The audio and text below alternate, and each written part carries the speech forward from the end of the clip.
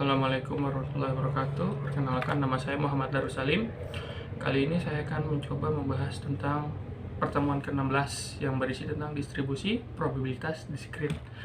Distribusi probabilitas diskrit ini terdiri dari 3 jenis. Yang pertama ada distribusi binominal, yang kedua distribusi Poisson, yang ketiga distribusi hipergeometrik. Nah, kita lanjut ke pembahasan pertama, yaitu tentang percobaan binominal. Percobaan binominal adalah percobaan yang mempunyai ciri-ciri sebagai berikut. Yang pertama, percobaan diulang n kali, misalnya lebih dari 1, bisa 2, 3, 4, 5, 6, dan seterusnya. Yang kedua, hasil setiap ulangan hanya dapat dikategorikan sebagai 2 jenis. Yang pertama bisa berhasil atau gagal, ya atau tidak, sukses atau failed. Yang ketiga, peluang keberhasilan ditandai dengan simbol P, biasanya simbol P. Dan untuk kegagalan biasanya ditandai dengan Q, yang artinya 1 min P. Yang keempat, setiap ulangan bersifat bebas atau independen satu dengan yang lainnya, jadi tidak saling berkaitan. Nah, dapat didefinisikan secara matematik sebagai berikut. B binominal dalam kurung X, N, P, yang artinya kombinasi dari N dan X kali dari P pangkat X dikali lagi Q N min X, yang mana N itu banyaknya ulangan, banyaknya percobaan, X itu banyaknya output sukses, P itu peluang sukses dalam setiap ulangan, Q itu peluang gagal dalam setiap ulangan, 1 min Q. Nah, catatan untuk peluang binominal. Ini ditambahkan aja, untuk memudahkan pembedakan P dengan Q, maka terlebih dahulu kita dapat menetapkan mana kejadian sukses, mana kejadian gagal. Kita dapat menetapkan kejadian bahwa kejadian yang ditanyakan adalah kejadian sukses. Misalnya dalam lempar koin ada 2 sisi, antara muka dan angka, gambar dan angka. Nah, kita bisa tentukan dulu mana yang gambar, mana yang dianggap sukses, mana yang gambar atau angka yang dianggap sukses, seperti itulah ya. Nah, contoh, tentukan peluang mendapatkan mata 1 muncul 3 kali. Nah, berarti yang ditanya mata 1 itu sebagai sukses, ya kan? Mata 1 sebagai sukses, angka 1 dalam dadu sebagai suksesnya. Maka jawabnya sebagai gini, sebagai berikut. Kita tentukan mata 1 sebagai 1, X nya sama dengan 3, yang ditanyakan muncul 3 kali, peluang suksesnya N, percobaan dalam 5 kali lemparan sebagai, jadi kita tandai sebagai P nya berapa kali kan, P suksesnya berapa kali, Q sama dengan 1/1/6, Q nya itu tadi adalah gagalnya itu 1 min P, peluang suksesnya itu kan 1 kali doang dalam 6 dadu itu kan ada 6, ya kan? Ditanya angka 1, berarti 1 angka aja, gagalnya, kemungkinan gagalnya ada 5/6, lebih besar gagalnya daripada suksesnya. Jadi dalam pengerjaannya adalah kombinasi N sebagai berikutlah ya, kombinasi NX kali P pangkat X kali Q N min X. Stop dulu ajan, lanjut lagi ya. Nah, halo, kembali lagi. Ya, selanjutnya saya coba membahas dari tabel peluang binominal.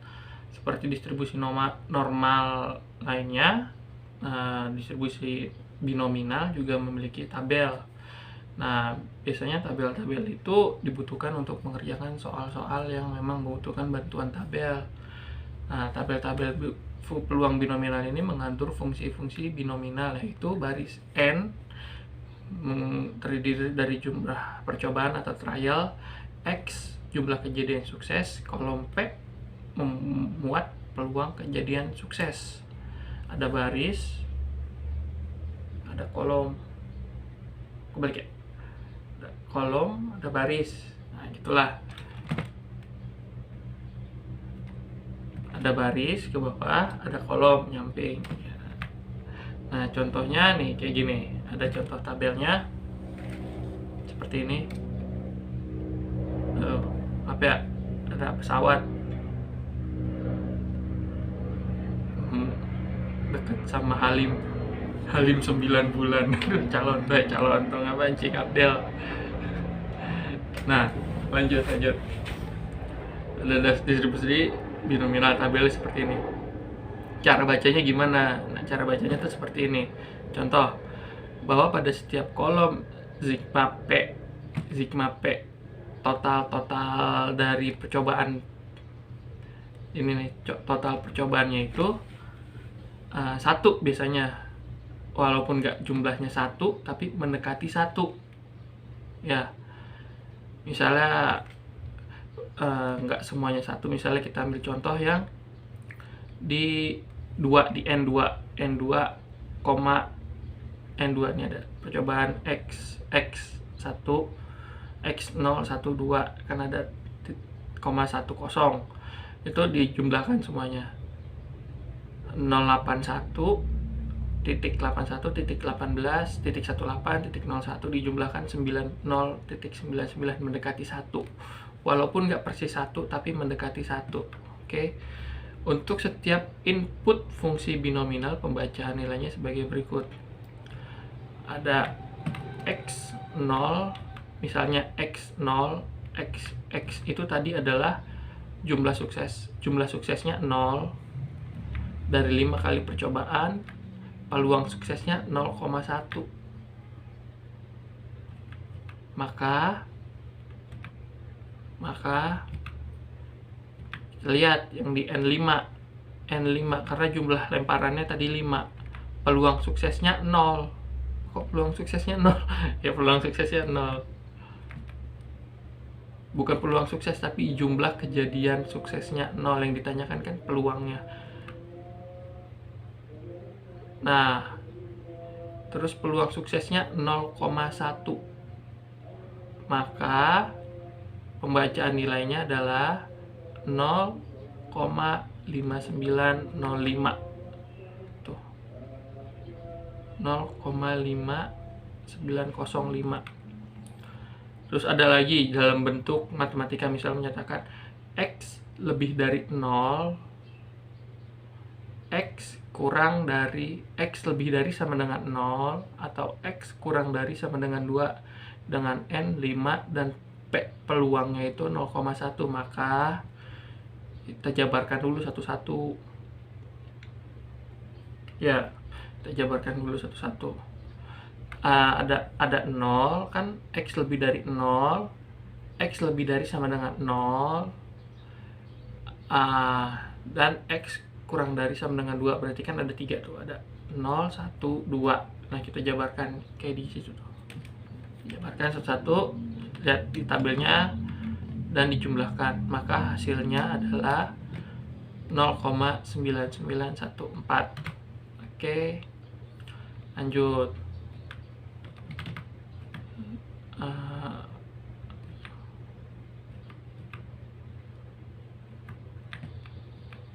Rata-rata dan ragam bagi sebaran peluang binominal. Dapat dibuktikan rata-rata, ragam, dan sebaran. Kayak apa ya kalau di itu ya,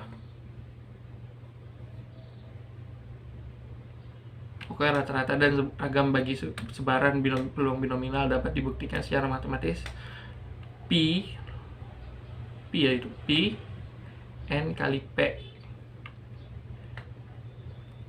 alfa pangkat 2 kali N kali P kali Q, di mana N itu ukuran populasi, P itu seperti biasa peluang berhasil, dan Q itu 1 min P peluang gagal.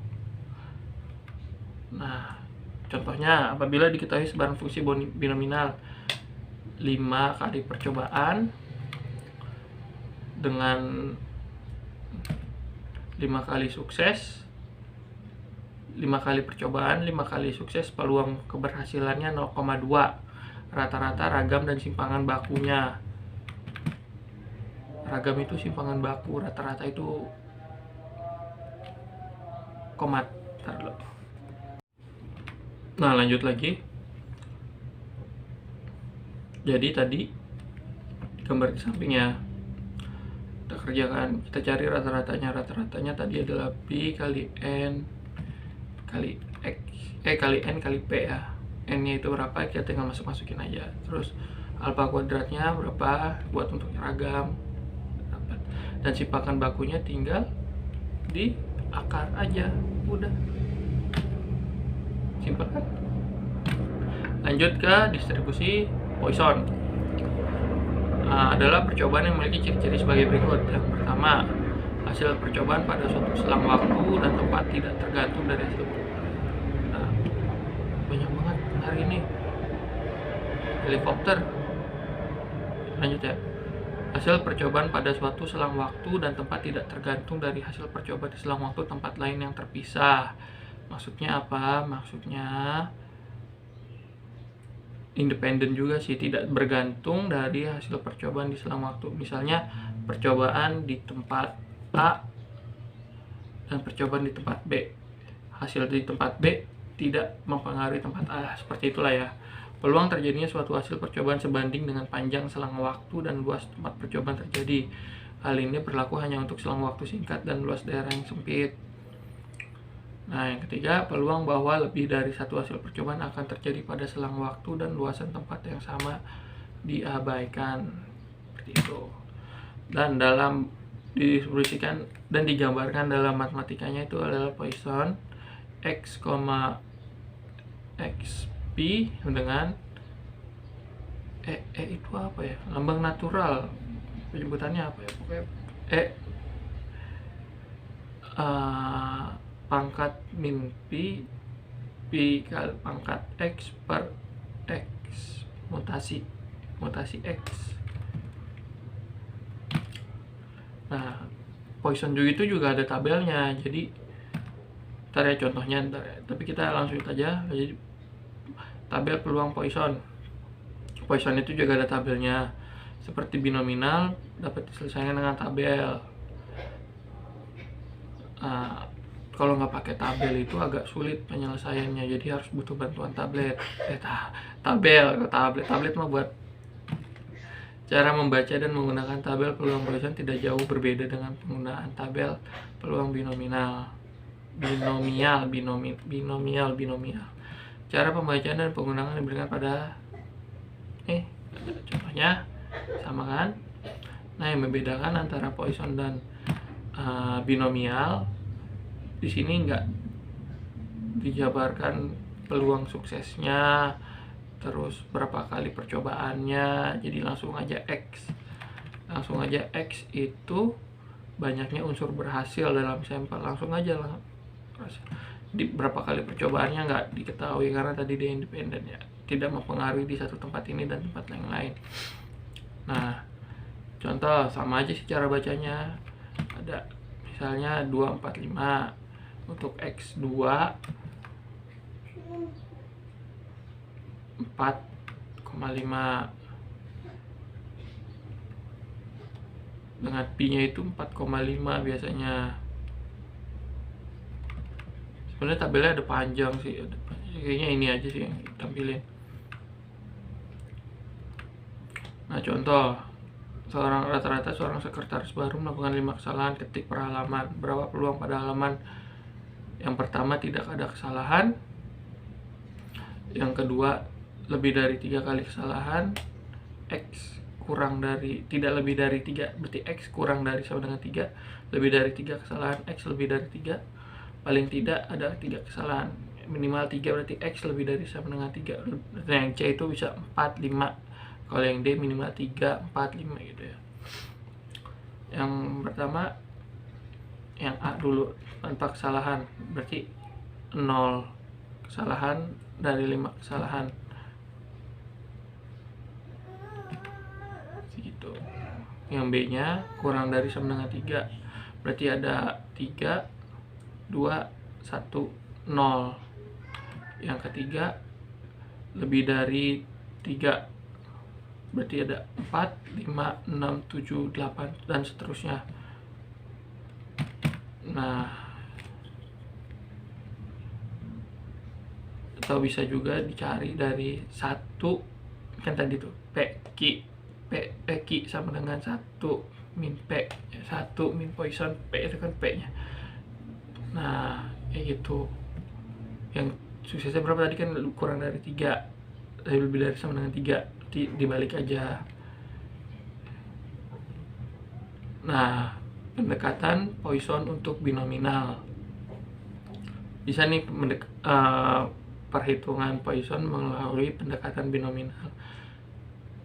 Jika dapat dilakukan untuk masalah peluang, jika n sangat besar, n-nya itu berarti n percobaannya berapa kali lebih dari 20 dan p sangat kecil, p misalnya 0,01. Tadi kan p kita ini ya, p-nya itu kan 4,5 dengan ini kecil banget, misal 0,01. Terus penyelesaian pendekatan Poissonnya terlebih dahulu menggunakan p dan kemudian berkata p dengan n kali p. Misalnya contoh, dari 1000 orang banyak banget nih n-nya, 1000 orang, 2 orang ngaku selalu telat. Jika pada suatu hari terdapat 5000 mahasiswa, maka ada peluang lebih dari 3 orang yang telat. Nah suksesnya kan 2 per 1000, 0,002, kan kecil banget. N-nya 5000, X-nya lebih dari 3. Nah kita selesaikan kayak gini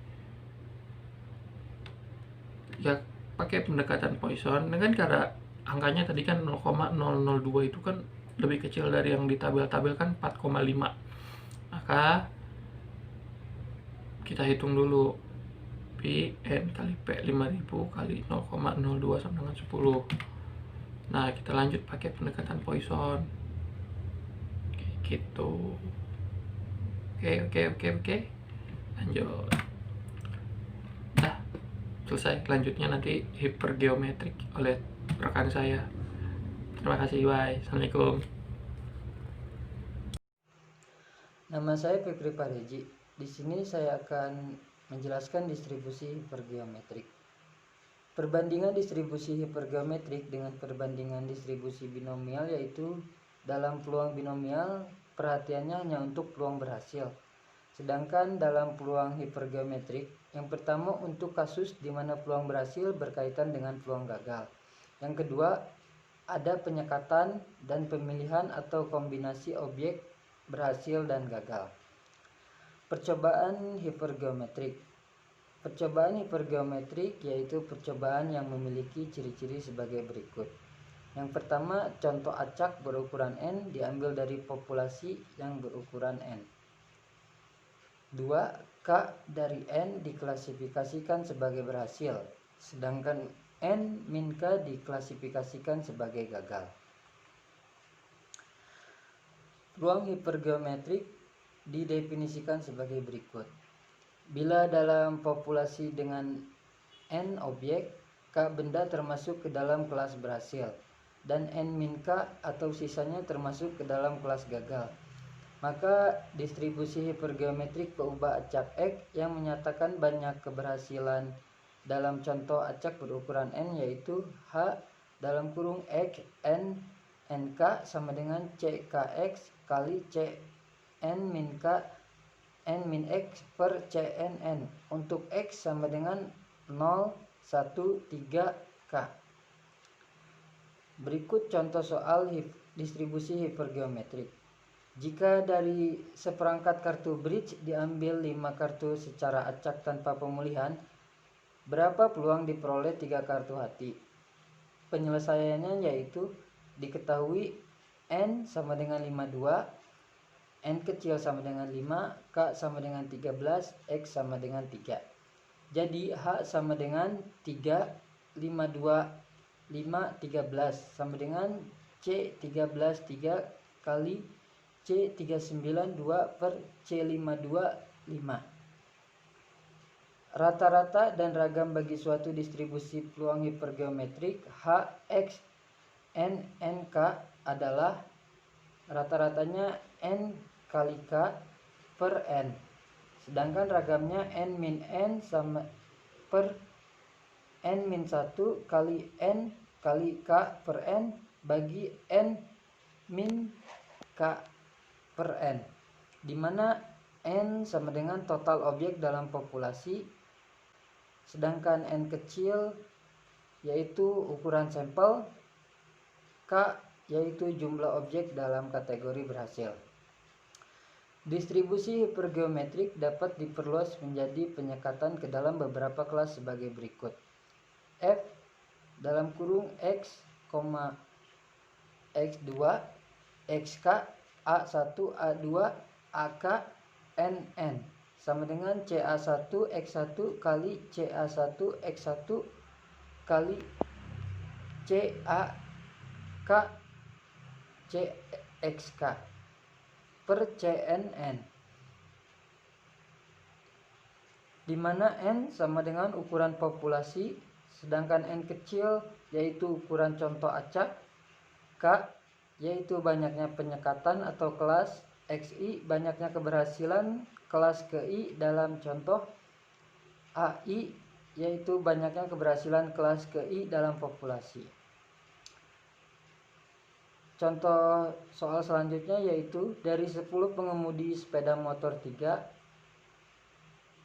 dari 10 pengemudi sepeda motor 3 orang mengemudikan motor merek S, 4 orang menggunakan motor merek Y, dan sisanya menggunakan motor merek H. Jika secara acak diambil 5 orang, berapa peluang 1 orang mengemudikan motor merek S, 2 orang merek Y, dan 2 orang merek H? Penyelesaiannya yaitu diketahui N sama dengan 10, N kecil sama dengan 5, A1 sama dengan 3, A2 sama dengan 4, A3 sama dengan 3, X1 sama dengan 1, X2 sama dengan 2, X3 sama dengan 2. Dengan demikian F dalam kurung 1, 2, 2, 3, 4, 3, 10, 5 sama dengan C31 kali C42 kali C32 per C10, 5. Selanjutnya pendekatan hipergeometrik untuk binomial. Ada beberapa pendekatan. Yang pertama yaitu pendekatan hipergeometrik dapat juga dilakukan untuk menyelesaikan persoalan-persoalan binomial. Kedua, binomial digunakan untuk pengambilan contoh dengan pemulihan atau dengan pengembalian. Sedangkan hipergeometrik digunakan untuk pengambilan contoh tanpa pemulihan atau tanpa pengembalian. Contoh soal berikutnya, dalam suatu kotak terdapat 5 bola yang terdiri dari 2 bola merah, 2 bola biru, dan 1 bola putih. Berapakah peluangnya? Yang A yaitu terambil 2 merah dari 4 kali pengambilan yang dilakukan secara acak dengan pemulihan. B. Terambil 2 bola merah dari 4 kali pengambilan yang dilakukan secara acak tanpa pemulihan. Penyelesaiannya yaitu A diselesaikan dengan distribusi peluang binomial. Diketahui P sama dengan 2/5 sama dengan 0,40. N sama dengan 4 dan X sama dengan 2. Jadi B dalam kurung 2, 4, 0,40 sama dengan 0,16. Dan B diselesaikan dengan distribusi peluang hipergeometrik. Diketahui N sama dengan 5, N kecil sama dengan 4, K sama dengan 2, X sama dengan 2, N min K sama dengan 3, N min X sama dengan 2. Jadi H dalam kurung 2, 5, 4, 2 sama dengan C22 kali C32 per C54 sama dengan 1 kali 3/5 sama dengan 3/5, dan hasilnya jadi 0,60. Sekian pembahasan dari saya. Terima kasih.